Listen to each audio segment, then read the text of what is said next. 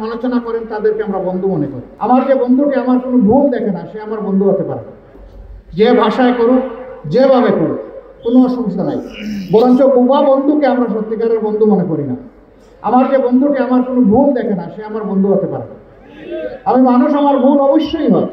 আমি মানুষের একটা দল পরিচালনা করি, এই দলেরও ভুল হয়। যারা বলবে সব কিছু ভালো, এরাই আমাদেরকে ডুবাবে। ওই ভালো বলা লোকগুলো চাই না, চাই আমাদেরকে সমালোচনা করার লোকগুলো। সমাজে যখন এই ধারা বহাল থাকবে, ইনশাল্লাহ সোনার সমাজ হবে।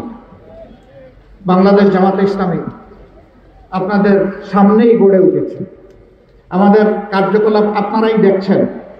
যদি মনে করেন আমাদের মধ্যে ব্যাপক আরে সমাজ বিরোধী কাজ আছে, আমাদেরকে আপনারা প্রত্যাখ্যান করবেন এবং আমাদের থেকে আপনারা দূরে থাকবেন।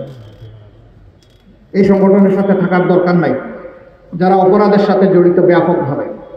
কিন্তু যদি দেখেন যে না, এদের অন্তরে দেশপ্রেম আছে, মানুষের প্রতি শ্রদ্ধা ভালোবাসা আছে এবং মানুষের কল্যাণ চিন্তা করে পড়ে থাকে, তাহলে আপনাদের কাছে আমাদের বিনয়, আমাদের এই কর্মী ভাইদের, সহকর্মীদের মাধ্যমে দেশবাসীর কাছে, সুনামগঞ্জবাসীর কাছে আমাদেরকে এই পরিবর্তনটা এনে দিয়ে গেল, যেটাকে স্বাধীনতা বলা হয়েছে, যার কারণে আপনি কথা বলতে পারছেন, আমি কথা বলতে পারছি, স্বস্তিতে একটু ঘুমাতে পারছি। তাদের প্রতি মেহেরবানি করে প্লিজ প্লিজ অ্যান্ড প্লিজ একটু শ্রদ্ধা দেখা, একটু সম্মান দেখা। আর কেউ চাঁদাবাজি করবেন না, আর কেউ দখলদারি করবেন না, আর কেউ মামলা বাণিজ্য করবেন না, অসহায় মানুষকে মামলায় ঢুকিয়ে দিয়ে হয়রানি করবেন না। সে কোনো দলের হলেও না, যদি সে অসহায় হয়, যদি সে কালপ্রিট হয়, তার নামে 100 বার মামলা করেন, আমার কোনো আপত্তি নেই।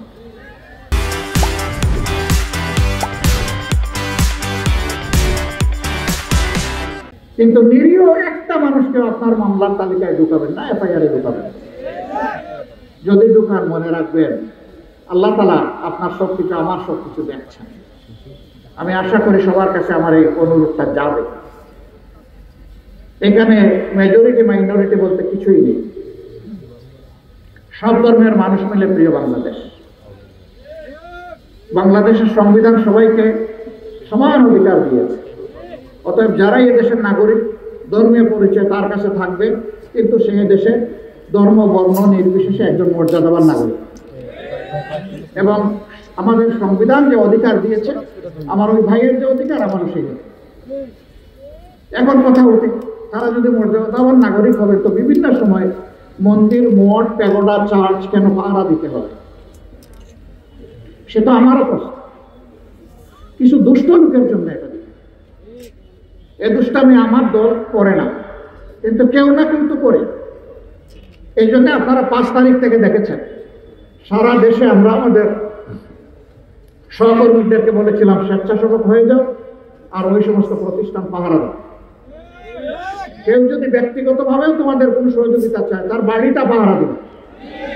এই পাহারাটায় যদি কেউ সন্তুষ্ট না হয়, বলবো যে আপনার বারান্দায় আমাকে একটা বিছনা পেতে দিন, আমি এখানে ঘুমাবো এবং পাহারা দেবো। আলহামদুলিল্লাহ, এক নাগাড়ে 15 দিন আমাদের কর্মীরা সকল ধর্মের ভাই বোনদের পাশে ছিল। আমাদের নামে অনেক বদনাম। আমিও চাই যদি সত্যি আমরা এই ধরনের কোনো অপকর্ম করে থাকি, শুধু ধর্মের কারণে কারো অধিকারের উপরে আমরা হস্তক্ষেপ করি, সে বিচারটা আমাদের হোক, অসুবিধা নাই। কিন্তু সে বিচারটা হতে হবে সত্য, তথ্য এবং অভিযোগের ভিত্তিতে।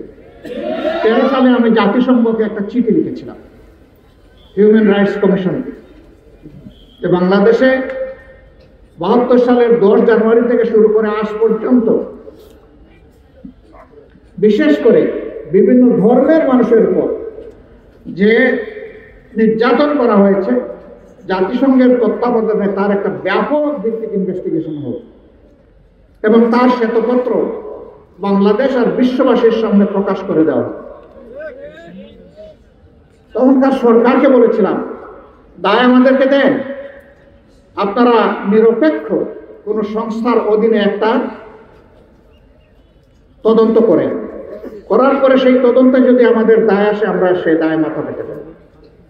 কিন্তু না জাতিসংঘ এই কাজটা করেছে, না দেশের